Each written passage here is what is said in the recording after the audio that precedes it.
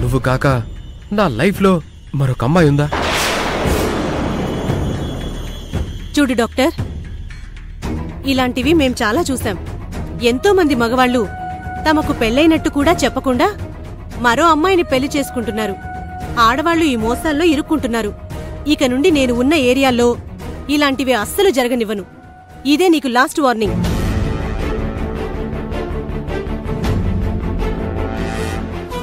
ఇంకోసారి పాపని ఇలా ఎవరితోనైనా పంపించినా, తనని ఎక్కడైనా వదిలేసినా పోలీస్ కంప్లైంట్ ఇచ్చి నీ అంతు చూస్తాను.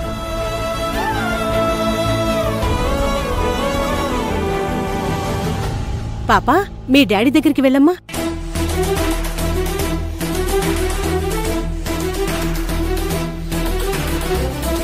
సారీ సార్, కవర్ చేయాలని చాలా ట్రై చేశాను సార్.